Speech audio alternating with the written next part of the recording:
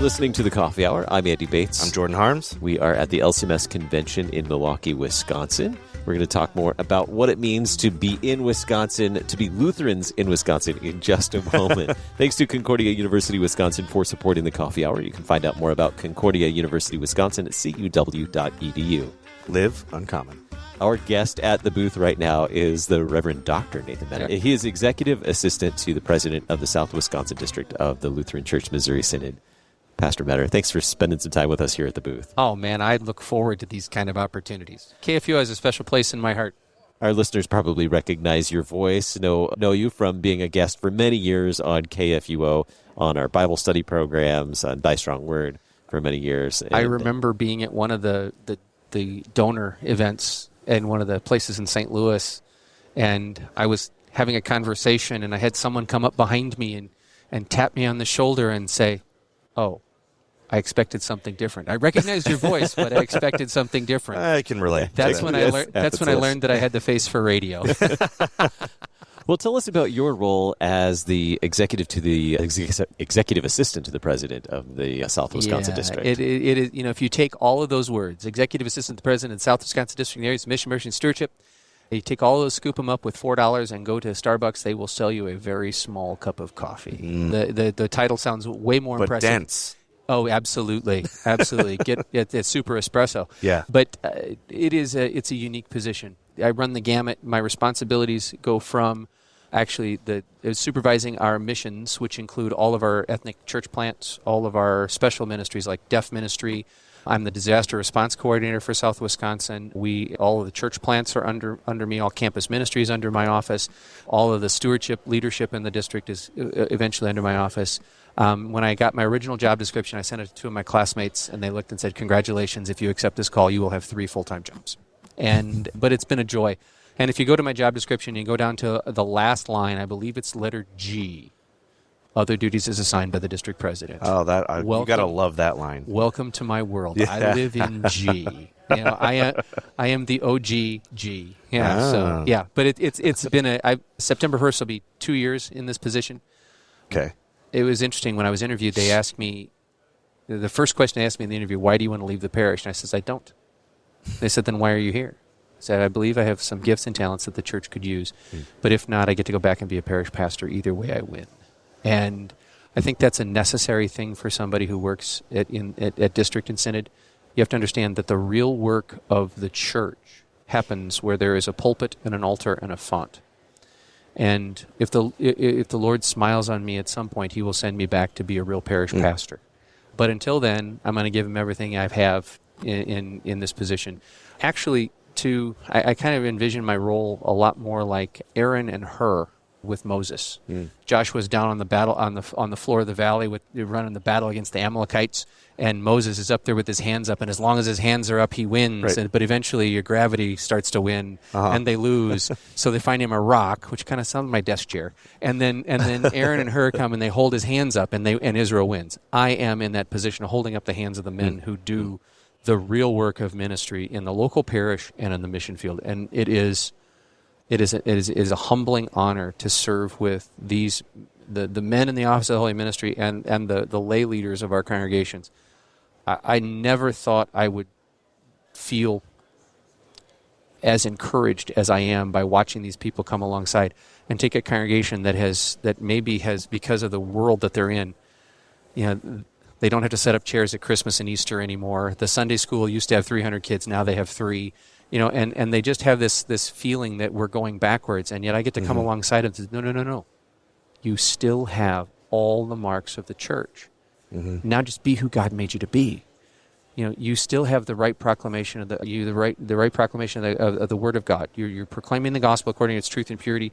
You're administering the sacraments according to the institution by Christ. You are church. Now go be it. And it's amazing to see how these folks who all of a sudden step up and go, "Yeah, let's go." It's kind of like Hulk Hogan or Kool-Aid Man run through the wall type stuff.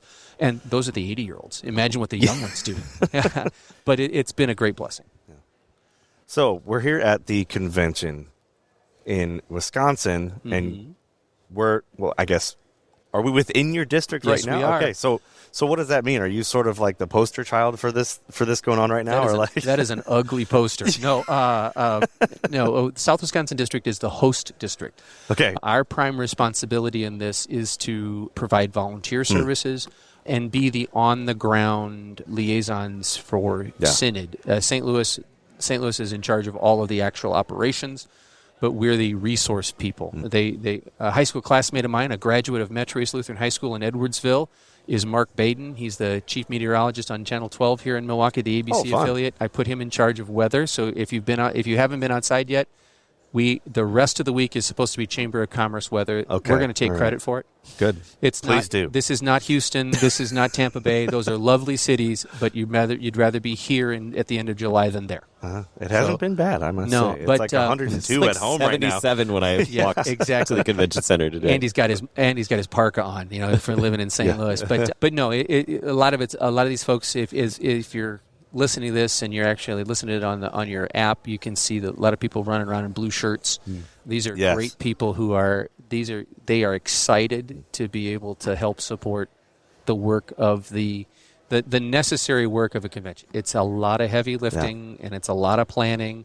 We have this is a new opportunity this year. We have over 40 international guests. So we have people who don't speak English or very little English. So all of our volunteers are trained on how to type stuff into Google Translate in a specific language and then hold it up. So sure, which is a unique blessing we have in recent years. Amen. We've gotten creative. So we have, and some of these are church bodies that we're longtime partners with. Others are some that we'll be declaring fellowship with at this convention. And it's such an honor to host everybody here. And if KFU ever wants to have a Northern Command, we got room for you. So, what are some of the duties of volunteers, of the district volunteers serving at the convention? They are anywhere from, we have about 40 or 50 different people who are working the registration table. These are the ones that are handing out credentials to delegates. We have a number of people working hospitality who joyfully and graciously get to tell people where to go. I mean, we had to screen those. We don't need anybody people who relish telling people where to go. But we've got some of the neatest people in South Wisconsin here saying, "Oh, we go this way or go here." And then we have a group of young people who are going to be phenomenal pages. These are the folks who pass out all the documents to the delegates. We have people involved in setting up the altar. We've got a choir that's been put together. We have ushers for the Sunday night worship service. We have just oodles and gobs. We have folks who were stationed at the airport to pick people up and bring them here, and who will take them back. All kinds of, it runs the gamut. There were, if I remember right, on the spreadsheet that they sent us, there were over 650 volunteer time slots, 4-hour shifts, and we were able to fill about 75% of them. And we've got folks who come in and say, "Hey, I looked at the spreadsheet and I see that there are open spots. Can I come back down on Tuesday?" Yes, please do. Bring your friends. Don't have to ask twice. Yeah, exactly. We'll find a T-shirt for you. But it's a labor of love. I won't lie. It's a labor, but it's a labor of love. What are the unique things for the South Wisconsin? Wisconsin district. Is there a North Wisconsin district? Okay, yes. I'm the layperson on this podcast, so You're the sanctified one. Yes. Okay, yeah. That's one word. That's exactly right. Yes. Basically, if you're listening in the St. Louis area and you haven't taken geography since you were a sophomore in high school, you kind of get an envision map of Wisconsin and cut it in half. Okay. Highway 10 runs across the middle of the state, just a little bit south of Green Bay. And that is functionally the dividing line. It's the demilitarized zone. We jokingly say that with NWD. You have guards standing on both sides. I could tell you where they were, but then I'd have to kill you. But no, enough. I started in the North. My first call was in the North Wisconsin District, so I have a great relationship with. You're a turncoat. I got promoted. But President Lewick in the North Wisconsin District and I have been friends for almost 30 years, so it's a great thing. But so that the northern half, the southern half, basically from the Illinois state line to Highway 10, basically the southern half, from Lake Michigan to the Mississippi River, 202 congregations, 8 high schools, 52 elementary schools, and 26 freestanding preschools and daycares, and all kinds of neat things happening too. We've got a brand new church plant. We were the only district in the synod, all of the 35, to call a new graduate to plant a new church. We ordained and installed the Reverend Joshua Benish last Sunday. A neat story. I was able to do the ordination 6 feet from where he was baptized. It was really cool. I tell that story, I might get that little tingle in the back of my neck. My Schwärmer eyes coming in. We also have historic congregations. Trinity Milwaukee is one of the earliest churches in the city. Has hosted synod conventions, and in fact, there's a picture hanging. There's a picture hanging in the boardroom at the South Wisconsin District office of the convention that was hosted at Trinity in 1916 or 17.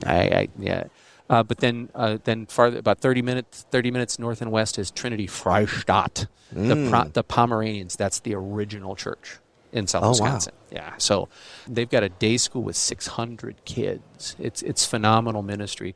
But we have large congregations in a large metropolitan area, and we have 33% of our congregations are serving population bases of less than 5,000 people. So in fact, coming up in the third week of September, we are partnering with Doxology, and we're beginning a process where we're doing almost like a Take Heart type conference for these men who are serving in these unique, challenging, isolating settings where they're rural, small towns.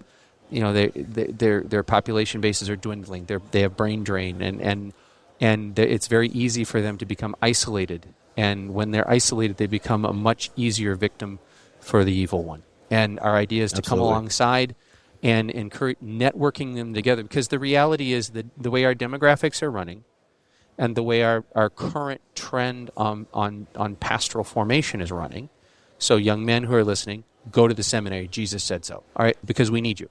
But until that time, until we can reverse that trend in enrollment at the seminaries, and it's going to be very difficult for us to staff many of these congregations, and it's going to be increasingly different for them to afford a reasonable wage. So we're working on partnering them together.